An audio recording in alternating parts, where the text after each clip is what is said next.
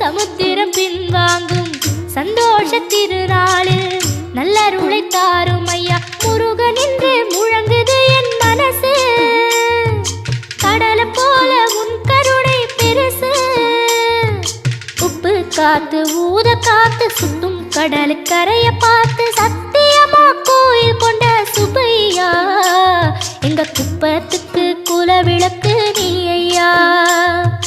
திருச்செந்தூர் ஆண்டவனே வேல் முருகா